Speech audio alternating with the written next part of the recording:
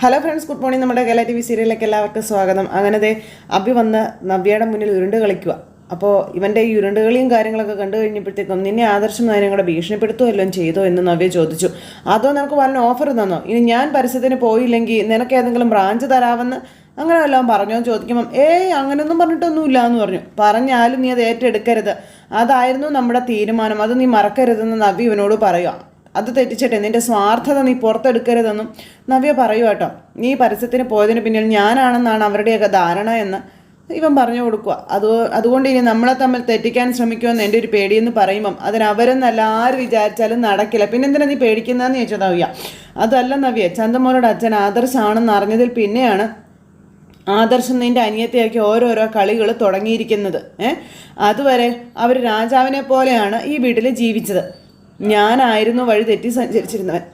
അതിനുശേഷം ഞാനും അവനും തുല്യരായി.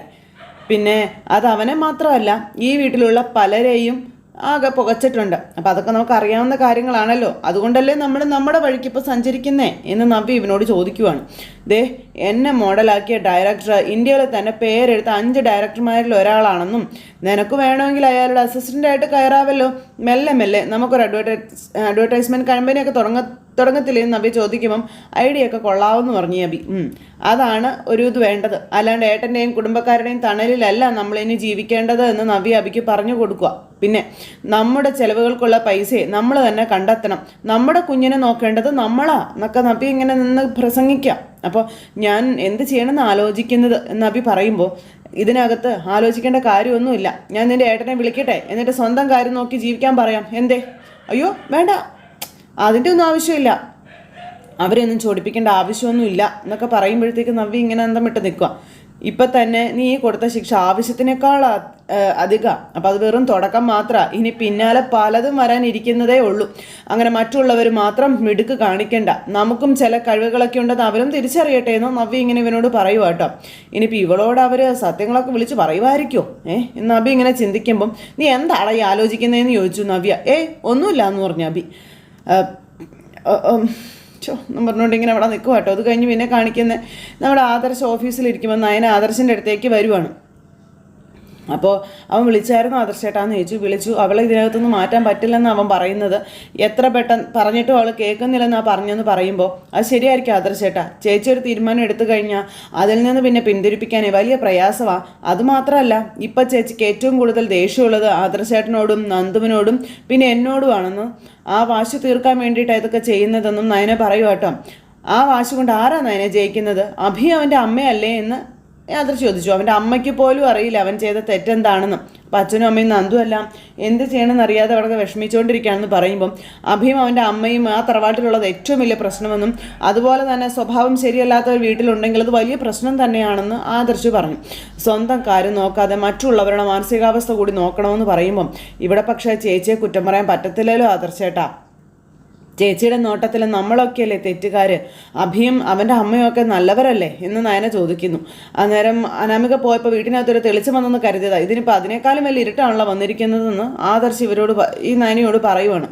അങ്ങനെ അതും പറഞ്ഞു ഇവർ രണ്ടുപേരും കൂടി എന്ത് തീരുമാനം എടുക്കണമെന്ന് അറിയാതെ നിൽക്കാം. ഇപ്പോൾ നമ്മുടെ ജ്വല്ലറിയെ പറ്റി മറ്റുള്ളവർക്ക് മനസ്സിലാക്കാൻ വലിയ പാടൊന്നുമില്ല. അങ്ങനെ കൃത്യമായി എല്ലാം അറിഞ്ഞതിന് ശേഷമാണ് നവ്യെ തന്നെ പരസ്യ മോഡലായിട്ട് അവർ വിളിച്ചിരിക്കുന്നതെന്നും അല്ലെങ്കിൽ തന്നെ ഇത്രയും വലിയൊരു ജ്വല്ലറിയുടെ ആഡിന് വേണ്ടി അവളൊന്നും എത്തപ്പെടത്തില്ല എന്നും പറയുക കേട്ടോ ആദർശം. പരമാവധി നല്ല മത്സരം കാഴ്ചവെക്കാൻ വേണ്ടിയിട്ടാണ് അവരുടെ ശ്രമം അല്ലേ എന്ന് നയന ചോദിച്ചപ്പം ഇങ്ങനൊരു ചതി ചെയ്ത സ്ഥിതിക്ക് അവർ നിസ്സാരക്കാരായിട്ടുള്ള ആളല്ല, പണം ഇഷ്ടം പോലെ ഉണ്ടെന്നുള്ളത് തുടക്കത്തിൽ തന്നെ മനസ്സിലായിട്ടുണ്ട്. ഇനി ഇതുപോലുള്ള പരസ്യങ്ങളും ഓഫറുകളും ഒക്കെ പിന്നാലെ വരും. ഇപ്പോൾ നമുക്ക് താഴെയുള്ള ജ്വല്ലറികളും നമ്മളും തമ്മിൽ വലിയ ഡിഫറൻസ് ഉണ്ട്. ആ ഡിഫറൻസ് കുറച്ച് കൊണ്ടുവരാൻ കഴിഞ്ഞാൽ തന്നെ അത് അവരുടെ വലിയ ഒരു നേട്ടം തന്നെയാണെന്ന് പറയുക കേട്ടോ ആദർശം. ഈ ഗൾഫിലൊക്കെ ഈ AM ജ്വല്ലറിയും നമ്മളും തമ്മിൽ വലിയ മത്സരമാണ് നടക്കുന്നത്. ഇവിടെയും അതിലേക്ക് കാര്യങ്ങൾ എത്തിക്കഴിഞ്ഞാൽ നമ്മളുടെ വലിയൊരു തോൽവി തന്നെയാണിത്. വലിയ അല്ലെങ്കിൽ പുതിയ ഡിസൈൻസ് ഒക്കെ ഒരുപാട് കണ്ടെത്തേണ്ടി വരും. നിൻ്റെ ആരോഗ്യനില അതിനെ സമ്മതിക്കും തോന്നുന്നില്ല എന്ന് പറയുമ്പോൾ എനിക്കൊരു കുഴപ്പമില്ല ആദർശേട്ടാ, എൻ്റെ കഴിവിൻ്റെ പരമാവധി ഞാൻ ശ്രമിച്ചോളാമെന്ന് നയന പറയൂ ആദർശനോട്. പിന്നെ എന്നെക്കാളും മിടുക്കരായ ആൾക്കാരുണ്ടായി കഴിഞ്ഞാൽ അത് എൻ്റെ കുറ്റമല്ല കേട്ടോ എന്നും നയന ആദർശനോട് പറഞ്ഞു. നമുക്ക് പരമാവധി ട്രൈ ചെയ്ത് നോക്കാം. പിന്നെ എന്നും ടോപ്പിൽ തന്നെ ഇരിക്കണമെന്നൊന്നും നമുക്ക് പറയാൻ പറ്റത്തില്ലല്ലോ എന്നും നയന ഇങ്ങനെ ആദർശനോട് പറഞ്ഞു. എന്നിട്ട് ഇവർ രണ്ടുപേരും കൂടെ ആ ഒരു സംസാരം കഴിഞ്ഞ് പിന്നെ കാണിക്കുന്ന അനിയാട്ടോ. പിന്നെ നന്ദുവിനെയും കാണിക്കുന്നു. അനിയും നന്ദുവും കൂടെ ഇങ്ങനെ ഫോണിൽ സംസാരിക്കാം. എടി അവനെ ഒന്നുകൂടെ അറസ്റ്റ് ചെയ്യേണ്ടി വരുമെന്നാണ് തോന്നുന്നത് ആ അബിയെ എന്ന് അനി പറയുക നന്ദുവിനോട്. മനസ്സിലായടാ, വീട്ടിലും എല്ലാവരും ഞെട്ടല്ലാടാ, ചേച്ചി ഇങ്ങനെ ഒരു സാഹസം കാണിക്കുമെന്ന് ആരും കരുതിയില്ലല്ലോടാ എന്ന് പറഞ്ഞു. അപ്പോൾ ഇതിൻ്റെയൊക്കെ പിന്നിൽ അവനാ നന്ദു, അതുകൊണ്ട് അവനെ വെറുതെ വിടാൻ പാടില്ല, പൊക്കി അകത്തിടുക തന്നെ വേണമെന്ന് പറഞ്ഞു. അപ്പോൾ എന്തെങ്കിലും ഒരു കാരണം ഉണ്ടാവട്ടെ, ഞാനത് ചെയ്തോളാം എന്ന് നന്ദു എനിക്ക് വാക്കും കൊടുത്തു. നവ്യേച്ചിയുടെ ഭാഗത്തുനിന്ന് നോക്കുമ്പോൾ 100 വട്ടം ശരിയുണ്ട്. കാരണം ഭർത്താവ് ചെയ്ത തെറ്റുകളെക്കുറിച്ച് ചേച്ചി ഇതുവരെ അറിഞ്ഞിട്ടില്ലല്ലോ. അപ്പം മുത്തശ്ശനെ പോലും ധിക്കരിച്ചുകൊണ്ടാണ് ഇപ്പോൾ അവരുടെ പോക്ക്. പഴയതിനേക്കാളും ഡേഞ്ചറാണ് അവരിപ്പം. ജന്മന സ്വാർത്ഥതയുള്ള കൂട്ടത്തിലാണ് നവ്യേച്ചി. പിന്നെ ഈ അടുത്ത ഇടയ്ക്കാണെന്ന് മാറി വന്നത്, അതിങ്ങനെയായി. പക്ഷെ ചന്തുമോൾ ആ വീട്ടിൽ വന്നതിന് ശേഷം അബിയെക്കാളും പ്രശ്നക്കാരിയാണ് ആദർശേട്ടൻ എന്നൊരു തോന്നൽ ചേച്ചിയുടെ ഉള്ളിൽ കടന്നുകൂടിയിട്ടുണ്ട്. അവിടെ മുതലാണ് എല്ലാവരെയും വിമർശിച്ചുകൊണ്ട് ചേച്ചി ഇങ്ങനെയൊക്കെ ആയത് എന്ന് നന്ദു പറയുമ്പം നമുക്കൊന്നും ചെയ്യാൻ പറ്റാത്തൊരവസ്ഥയായി പോയല്ലോ എന്ന് അനി പറഞ്ഞു. നിന്റെ നവ്യേച്ചിയോട് നമുക്കൊന്നും പറയാനും വയ്യ, പറയാതിരിക്കാനും വയ്യാത്തൊരവസ്ഥയായി പോയല്ലോ എന്നൊക്കെ അനി. പിന്നെ എടി സത്യം പറയാലോ, കമ്പനിയിൽ നിന്ന് മാത്രമല്ല അബിയെ പുറത്താക്കേണ്ടത്, ഞങ്ങളുടെ തറവാട്ടിൽ നിന്ന് കൂടി അവനെ പുറത്താക്കണം.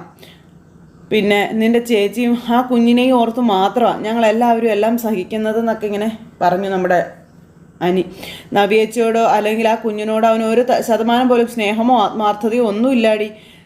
അതൊക്കെ ഇനി ഏത് കാലത്ത് അവർ മനസ്സിലാക്കുമെന്നും എനിക്കറിയില്ല എന്നും അനി ഇങ്ങനെ പറയുമ്പം അവൻ ഒരുപാട് കളി കളിച്ചതാണല്ലോടാ. എന്നിട്ട് എവിടെയെങ്കിലും അവന് വിജയിക്കാൻ പറ്റുമോ? ഇല്ലല്ലോ. മുത്തശ്ശനും ആദർശേട്ടനും ഉൾപ്പെടെ അവിടെയുള്ള എല്ലാവരും നല്ലവരാ. അവിടെയുള്ളവരെയൊക്കെ വേദനിപ്പിച്ച് കഴിഞ്ഞാൽ ഒരു ഗുണം അവനുണ്ടാകാൻ പോണില്ല എന്നും നന്ദു ഇങ്ങനെ അനിയോട് പറഞ്ഞു. അത് എൻ്റെ ചേച്ചിക്കായാലും നിൻ്റെ ചേട്ടനായാലും ശരി, അത് അങ്ങനെ സംഭവിക്കുകയുള്ളൂ എന്നും പറഞ്ഞു. പിന്നെ ശരിയടാ, അവനെ പൂട്ടാൻ എന്തായാലും ഒരു കാരണം ഉണ്ടാവും, ഞാൻ നോക്കട്ടെ എന്നും പറഞ്ഞു നന്ദു ഫോൺ അങ്ങ് കട്ട് ചെയ്തു. അത് കഴിഞ്ഞ് പിന്നെ കാണിക്കുന്നത് നമ്മുടെ നവീൻ്റെ വീട്ടിൽ നവീനും ഗുമസ്തനും കൂടെ ഇരുന്ന് ഇങ്ങനെ പത്രം എന്തൊക്കെയോ വായിച്ചുകൊണ്ടിരിക്കുക. അപ്പോൾ ഈ ഗുമസ്തൻ നവീനെ നോക്കി കുറച്ച് ചിരിച്ചു. എന്താടോ ഒരു ആക്കിയ ചിരിയെന്ന് ചോദിച്ചു. ഒന്നുമില്ല എന്ന് പറഞ്ഞു. അല്ല പെട്ടെന്ന് എനിക്കൊരു ചിരി വന്നു, അതുകൊണ്ടാണ് എന്ന് ഇയാളിങ്ങനെ നവീനോട് പറയാം. അപ്പോൾ അങ്ങനെ ദേ നമ്മുടെ കൈതമുക്ക് കൊലക്കേസിൻ്റെ ബാധ നാളെ ആട്ടോ നടക്കുന്നത്, അപ്പോൾ അത് സംഗീത ബാധിച്ചോളൂ എന്ന് പറഞ്ഞു. അതൊക്കെ കാര്യങ്ങളൊക്കെ ഞാൻ അവൾക്ക് പറഞ്ഞു കൊടുത്തു എന്ന് പറഞ്ഞപ്പം ആര് എപ്പോൾ പറഞ്ഞു കൊടുത്തു? ഞാൻ അറിഞ്ഞില്ലല്ലോ. അവൾ ഇത്രയും നാളായിട്ട് എൻ്റെ ജൂനിയർ അല്ലേ, അതുകൊണ്ട് അവൾക്ക് കാര്യങ്ങളൊക്കെ അറിയാം. എന്നാൽ പിന്നെ അങ്ങനെ പറയാൻ പറഞ്ഞു. അങ്ങനെ അവർ സംസാരിച്ചുകൊണ്ടിരിക്കുമ്പോഴാണ് അങ്ങോട്ടേക്ക് മുത്തശ്ശൻ വരുന്നത്. ഇപ്പോൾ കൊച്ചുമോനെ കോടതിയിൽ ഇപ്പം വലിയ താല്പര്യമൊന്നുമില്ല കേട്ടോ എന്ന് ഇദ്ദേഹം പറയാം. അല്ലെങ്കിലും ഇപ്പോൾ കൂടുതൽ ഞങ്ങൾ തമ്മിൽ സംസാരിക്കുന്നതും ഈ വീട്ടിൽ സംസാരിക്കുന്നതും ഇവൻ്റെ വിവാഹക്കാരും അല്ലേ എന്ന് മുത്തശ്ശൻ അന്നേരം അവിടെ ഇരുന്ന് ഇങ്ങനെ പറഞ്ഞു. അതേ മോനെ, നിൻ്റെ അമ്മ തരുന്ന പ്രഷർ തന്നെ എനിക്ക് ഒരുപാടുണ്ട്. നീ ഒറ്റ മോനായതുകൊണ്ടാടാ കുഴപ്പം. ദേ ഒരാളുള്ള വീട്ടിൽ എല്ലാം ഇത് തന്നെയാടാ സ്ഥിതി. പിന്നെ ആൺമക്കളെ കല്യാണം കഴിപ്പിക്കാനേ അമ്മമാർക്ക് വലിയ ധൃതിയാണ്. കല്യാണം കഴിഞ്ഞാലോ വേണ്ടായിരുന്നു എന്നും പറയുമെന്ന് പറഞ്ഞു. അപ്പോൾ ആണല്ലോ, അപ്പം പിന്നെ കുറച്ച് സമയം എടുത്ത് നോക്കി കാര്യങ്ങൾ ചെയ്യുന്നതല്ലേ നല്ലതെന്ന് ചോദിച്ചു. എടാ എന്നാലും നിൻ്റെ മനസ്സിലുള്ള പെൺകുട്ടിയെക്കുറിച്ച് നീ എന്താടാ ഒന്നും പറയാത്തേ എന്ന് മുത്തശ്ശൻ ചോദിച്ചു. എൻ്റെ പൊന്ന് സാറേ, ആ പെൺകൊച്ചിനെ അറിയുമെന്ന് അറിയില്ല ഇദ്ദേഹത്തിനുള്ള സ്നേഹം. അപ്പം പിന്നെ എന്താ ചെയ്യാമെന്ന് ചോദിച്ചു ഗുമസ്തനെ. വേറൊന്നും കൊണ്ടല്ല കേട്ടോ, പ്രേമിക്കാൻ അറിയാത്ത കൂട്ടത്തിലാണ്, അതാണ് കാര്യമെന്ന് പറഞ്ഞു. ഇവിടെ ഏത് നേരവും മരുമോൾ വന്നുമായി ഒരുമിച്ച് കഴിയേണ്ടത് നിൻ്റെ അമ്മയാണെന്നും അപ്പോൾ വരുന്ന പെൺകൊച്ച് നിൻ്റെ അമ്മയ്ക്ക് തൃപ്തിപ്പെട്ടതും കൂടി ആയിരിക്കണം. അമ്മയുടെ തീരുമാനത്തെ മറികടന്നുകൊണ്ട് ഒന്നും ചെയ്യാൻ പറ്റത്തില്ല, എനിക്കും ഒന്നും ചെയ്യാൻ പറ്റത്തില്ല എന്നും മുത്തശ്ശൻ പറഞ്ഞു. സാറിൻ്റെ അമ്മയുടെ തീരുമാനം എന്താണെന്ന് കൃത്യമായിട്ട് അവർ പറഞ്ഞു തന്നതാണ്. ഇനിയിപ്പോൾ അതിൻ്റെ മുകളിൽ ഒരു തർക്കം ഇല്ലാതിരിക്കുന്നതാണ് കേട്ടോ നല്ലത് എന്നൊക്കെ ഇങ്ങനെ ഗുമസ്തൻ പറഞ്ഞു. അപ്പം നിൻ്റെ ഭയം ആശിക കാണുമ്പോൾ തന്നെ ഞങ്ങൾക്ക് പിടികിട്ടുന്നുണ്ട്, നീ കണ്ടെത്തിയിരിക്കുന്നത് അമ്മയുടെ കണ്ടീഷന് പറ്റാത്തൊരു പെൺകുട്ടിയാണ് എന്നുള്ളത്. അതാരായാലും നീ അവളോട് നിൻ്റെ ഇഷ്ടത്തെപ്പറ്റി പറഞ്ഞിട്ടില്ല എങ്കിൽ അതാദ്യം തന്നെ നീ അവളോട് പറ. ആ റൂട്ട് ഒന്ന് ക്ലിയർ ആക്കി വെച്ചാൽ പിന്നെ ബാക്കിയൊക്കെ നമുക്ക് വിശദമായി നോക്കാമല്ലോ എന്ന് പറഞ്ഞു. അപ്പോൾ അങ്ങനെ ഇവർ നവീനോട് കല്യാണക്കാര്യവും അത് പെൺകൊച്ചിനോട് പറയുന്നതിനെ പറ്റിയൊക്കെയുള്ള കാര്യങ്ങളും പറയുകയാണ്. അപ്പോൾ കാര്യങ്ങളെല്ലാം പെട്ടെന്ന് ചെയ്യണം. നിൻ്റെ ഇതിന് നീ ചെയ്യാൻ നിന്നാൽ എതിരെ നിൽക്കുന്നവർക്ക് അതൊന്നും പെട്ടെന്ന് അംഗീകരിക്കാൻ കഴിഞ്ഞെന്ന് വരില്ല എന്നൊക്കെ മുത്തശ്ശൻ പറഞ്ഞു കൊടുക്കുക. ദേ നീ ഒരു പക്ഷേ ചെന്ന് പറയുമ്പോൾ ആ പെൺകുട്ടിക്ക് ഇഷ്ടമല്ല എന്നുണ്ടെങ്കിൽ അത് താങ്ങാനുള്ള ആ ഒരു മനക്കെട്ടി നിനക്കുണ്ടായിരിക്കണമെന്നും പറയുക. അപ്പോൾ മുത്തശ്ശൻ ഇതെല്ലാം പറഞ്ഞു കൊടുത്തു. ഇതെല്ലാം പറഞ്ഞു കൊടുത്തു കഴിഞ്ഞപ്പോഴത്തേക്കും നവീൻ അതെല്ലാം ശരിയെന്നുള്ള രീതിയിൽ ഇങ്ങനെ നിൽക്കുക കേട്ടോ. അങ്ങനെ ഒരു സാഹചര്യത്തിൽ എന്താണോ നമ്മുടെ ടെൻഷൻ അത് എത്രയും പെട്ടെന്ന് അവസാനിപ്പിക്കുകയാണ് വേണ്ടത്. മനസ്സിലായോ? അതുകൊണ്ടാണ് ഞാൻ നിന്നോട് പറഞ്ഞത്. ഇനിയിപ്പോൾ നീ സ്നേഹിക്കുന്ന പെൺകുട്ടിക്ക് നിന്റെ സ്നേഹം അറിയില്ല എങ്കിൽ അത് അവളെ അറിയിക്കണം എന്ന്. ഇനിയിപ്പോൾ നോ ആണ് പറയുന്നതെങ്കിൽ അത് ഷോക്കായിട്ടൊന്നും എടുക്കാനും പാടില്ല എന്ന് പറഞ്ഞു. അപ്പോഴേക്കും നവീന് ടെൻഷനായി. ഓരോരുത്തർക്കും അവരവരുടേതായ ഇഷ്ടങ്ങളുണ്ട്. നിന്റെ അമ്മ പോലീസുകാരെയും അതുപോലെ വക്കീലന്മാരെയും തൻ്റെടികളായ പെൺകുട്ടികളെയും ഇഷ്ടപ്പെടാത്തതുപോലെ തന്നെ അവർക്കും ചില സങ്കല്പങ്ങളും കാര്യങ്ങളൊക്കെ ഉണ്ടാവില്ലേ എന്ന് മുത്തശ്ശൻ ചോദിച്ചു. അതിനെ ആ രീതിയിൽ എടുത്തിട്ട് അതിൽ നിന്ന് പിന്മാറണമെന്നും പറഞ്ഞു കൊടുത്തു. നീ എൻ്റെ ജൂനിയർ ആയതുകൊണ്ട് കിട്ടിയ ചില അനുഭവ പാഠങ്ങളുണ്ട്. എന്നാൽ അതിലുപരി നീ നന്നായി തലച്ചോറ് ഉപയോഗിക്കുന്ന ഒരു വക്കീലുമാണ്. അത് എല്ലാവർക്കും ബോധ്യമായി കഴിഞ്ഞ കാര്യമല്ലേ എന്ന് ചോദിച്ചു. മൂർത്തിയുടെ കേസിൽ നീ നന്ദകുമാറിനെ വരെ കോടതിയിൽ തറ പറ്റിച്ചതല്ലേ. അതുകൊണ്ട് തന്നെ നിന്റെ ഡിമാൻഡും കാര്യങ്ങളും എല്ലാം ഇരട്ടിയാവുകയും ചെയ്തില്ലേ. അത്തരം സന്ദർഭങ്ങളിൽ കേസ് ഒരുപാട് വരുമ്പോൾ പ്രണയവും പെണ്ണും ഒക്കെ നമ്മളെ പിറകോട്ട് വലിക്കേ ഉള്ളൂ. മനസ്സിലായോ നിനക്ക്? ഇവിടെ പ്രേമിച്ച് നടക്കാനല്ല, വിവാഹം കഴിക്കാനാണ് ഒരു പെൺകുട്ടിയെ നീ ഇഷ്ടപ്പെട്ടത്. പക്ഷേ എത്രയും പെട്ടെന്ന് അവളുടെ കാര്യത്തിൽ ഒരു തീരുമാനം ഉണ്ടാക്കണം എന്ന് മുത്തശ്ശൻ പറഞ്ഞു കൊടുക്കുക. അങ്ങനെ ചെയ്തില്ല എന്നുണ്ടെങ്കിലേ അതൊരു വലിയ മാനസിക പ്രശ്നമായി വളർന്നു വരത്തേ ഉള്ളൂ. ഒരിക്കലും അതിന് സൊല്യൂഷൻ ഉണ്ടാവില്ല എന്ന് പറഞ്ഞു. അതെന്ന് പറഞ്ഞ് മുത്തശ്ശൻ അവിടെ നിന്ന് അങ്ങ് പോയി. മുത്തശ്ശൻ പോയി കഴിഞ്ഞപ്പോൾ മുത്തശ്ശൻ പറഞ്ഞത് കേട്ടല്ലോ, എത്രയും പെട്ടെന്ന് ആ കൊച്ചിനോട് കാര്യങ്ങൾ പറഞ്ഞിട്ട് സംഗതി അങ്ങ് സോൾവ് ചെയ്യാൻ നോക്കാൻ പറഞ്ഞു ഗുമസ്തൻ. അല്ലെങ്കിലേ ആ പെൺകൊച്ചിനെ ഞാൻ പോയി കാണാം. അപ്പോൾ അയ്യോ വേണ്ടേ, ഞാൻ എന്നാന്ന് വെച്ചാൽ ചെയ്തോളാം. അവളെ വിവാഹം കഴിക്കാനാണ് ഞാൻ സ്നേഹിക്കുന്നത്, അല്ലാതെ എൻ്റെ പ്രണയം തുടക്കത്തിലേ നുള്ളിക്കളയാനല്ല. മനസ്സിലായോ? എന്ന് ചോദിച്ചു നവീൻ ഇങ്ങനെ ഇവിടെ നിൽക്കുക. അത് കഴിഞ്ഞതിന് ശേഷം നവീൻ അനിയെ വിളിക്കും. എനിക്ക് നിന്നെ അത്യാവശ്യമായിട്ടൊന്ന് കാണണമെന്ന് പറഞ്ഞു. കാണാലോടാ, എപ്പോഴാന്ന് പറയാൻ പറഞ്ഞു അനിയെ. നീ വൈകുന്നേരം ഒന്ന് ബീച്ചിലേക്ക് ഇറങ്ങാവോ എന്ന് ചോദിച്ചു. ഞാൻ വരാടാ. പിന്നെ പക്ഷെ ഒരു കാര്യം, ആ സമയത്ത് നിൻ്റെ മനസ്സിലുള്ള പെണ്ണിനെ പറ്റി നീ പറയണമെന്ന് പറഞ്ഞു. അത് പറയാനാടാ ഞാൻ നിന്നെ ഒന്ന് കാണണമെന്ന് പറഞ്ഞതെന്ന് പറയുമ്പോൾ എടാ അത് വേണമെങ്കിൽ ഫോണിൽ കൂടെ പറയാമല്ലോ എന്ന് പറഞ്ഞു. നീ ഒന്ന് വാടാ, അതൊക്കെ ഞാൻ നിന്നോട് നേരിട്ട് പറയാമെന്ന് പറഞ്ഞു. അങ്ങനെ അതും പറഞ്ഞ് ഫോൺ അങ്ങ് കട്ട് ചെയ്തു. അത് കഴിഞ്ഞതിന് ശേഷം പിന്നെ ജലജയും അഭിയും കൂടെ അവിടെ ഇരുന്ന് ഞാനോ അഭിയോ എടുത്താൽ ഞങ്ങളത് പുറത്താ എന്നൊക്കെ പറഞ്ഞുകൊണ്ട് തീരുമാനത്തിൻ്റെ കാര്യം പറയാം ജലജ. അതുകൊണ്ട് പിന്നിൽ നിന്ന് ഞങ്ങൾ എന്ത് സപ്പോർട്ട് വേണമെങ്കിലും ചെയ്ത് തരാമെന്നും പിന്നെ മുന്നിലേക്ക് ചിലപ്പോൾ വരാൻ സാധിച്ചൊന്നും വരില്ല എന്ന് പറഞ്ഞു കൊടുക്കുമ്പം അമ്മയും അബീവിന് എന്തു പറഞ്ഞാലും ഞാൻ എൻ്റെ ലൈനിലേ പോവുള്ളൂ. അബിയെ വിളിച്ചിട്ട് ഭീഷണിപ്പെടുത്തിയല്ലോ അവൻ്റെ ഏട്ടനും ഏട്ടത്തെയും കൂടി. അതൊന്നും എൻ്റെ അടുത്ത് വില പോവില്ല എന്ന് നവ്യ ജലജയോട് പറയോ എന്നും പറഞ്ഞ് ജലജ ഇങ്ങനെ ഇരിക്കുകയാണ്. ആ സംസാരം നടക്കുന്ന ഇടയിലേക്ക് വരുന്നു നമ്മുടെ നയനയും ആദർശും കൂടി. അവർ രണ്ടുപേരും കൂടെ വരുമ്പോൾ ഇവർ രണ്ടുപേരും കൂടെ സംസാരിച്ചുകൊണ്ടിരിക്കുമല്ലേ. ഇവരെ കണ്ടപ്പോഴേക്കും നവ്യ ഇവിടെ ചിലരുടെ വിചാരമേ അഭിയെ വിളിച്ച് ഭീഷണിപ്പെടുത്തിയ ഞാൻ ഏതാണ്ട് അങ്ങ് കേൾക്കുന്ന അതൊക്കെ പണ്ടാണെന്ന് പറഞ്ഞു കാലുമേ കാലും കയറ്റി ഒരു ഇരിപ്പങ്ങിരുന്നു ആദർശിൻ്റെയും നയനയുടെയും മുന്നിൽ ഈ നവ്യ. എന്നിട്ട് ഞെളിഞ്ഞ് അങ്ങോട്ടങ്ങ് ഇരിക്കുക കേട്ടോ. ഓരോ കോപ്രായങ്ങൾ കാണിക്കുന്നത് കണ്ട് മൂക്കത്ത് വിരൽ വയ്ക്കുകയാണ് എല്ലാവരും. അതായത് നയനയും ആദർശവും ഒക്കെ.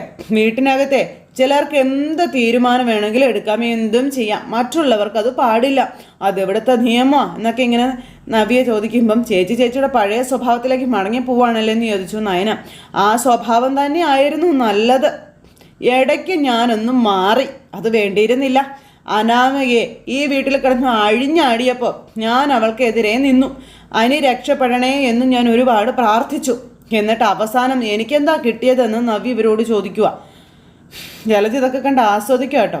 അഭി ജയിലിൽ കിടന്നില്ലേ, അവൻ ചെയ്ത തെറ്റിന് കോടതി അവനെ ശിക്ഷിച്ചില്ലേ, പിന്നെ വീട്ടിലുള്ളവരും കൂടി അവനെ ശിക്ഷിക്കണമെന്ന് ചോദിച്ച് നവ്യ ഇവരുടെ നേരെ കസർത്ത് കയറുന്നത് കണ്ടിട്ടാണ് നമ്മുടെ അങ്ങോട്ടേക്ക് അഭി വരുന്നത്. അഭിക്ക് പേടിയായി. അഭി പേടിച്ച് വരച്ച് ഇങ്ങനെ നിൽക്കുക. അതും ഈ വീട്ടിലെ ഇളയ സന്തതി എന്നൊക്കെ പറയുമ്പോൾ നവ്യെ മതി നവ്യെന്ന് അഭി. ഞാൻ പറഞ്ഞിട്ട് ഇവള് കേൾക്കുന്നില്ല കേട്ടാ എന്നും പറഞ്ഞുകൊണ്ട് അഭിയുടെ ഒരു ഡയലോഗ്. അപ്പം നീ എന്തിനാടാ ഇവരുടെയൊക്കെ മുന്നിൽ ഇങ്ങനെ താഴുന്നേ? അതിൻ്റെ ആവശ്യം എന്താടാ എന്ന് നവ്യ ചോദിച്ചു. നിന്നേക്കാളും ഒരുപാട് മെച്ചമാണോടാ ഈ നിൽക്കുന്ന ആള്, ആണോടാ എന്നിങ്ങനെ നവ്യ ചോദിക്കുമ്പോഴും ജലജ ഇങ്ങനെ നോക്കിക്കൊണ്ടിരിക്കും കേട്ടോ. മാന്യത ഉള്ളവരുടെ മുന്നിൽ അത് കാണിക്കണം, അല്ലാത്തവരുടെ മുന്നിൽ തല താഴ്ത്തി നിൽക്കേണ്ട യാതൊരു കാര്യമില്ലടാ എന്ന് പറഞ്ഞു. ചേച്ചിയുടെ കണ്ണിൽ ആർക്കാ മാന്യത ഉള്ളതെന്ന് ചോദിച്ചു നയന. ഉണ്ടെങ്കിൽ എല്ലാവർക്കും ഉണ്ട്, ഇല്ലെങ്കിൽ ആർക്കും ഇല്ല, അതാണ് സത്യമെന്ന് ഈ നവ്യ ഇവരോട് പറയാം, ഇപ്പം രണ്ടും കൽപ്പിച്ച് നടക്കുന്നവരോടെ സംസാരിച്ചിട്ട് ഒരു കാര്യവും ഇല്ല എന്ന് പറഞ്ഞു ആദർശം. ഇയാളോട് സംസാരിക്കാനേ എനിക്ക് ഒരു ആഗ്രഹവും ഇല്ല, താല്പര്യവും ഇല്ല.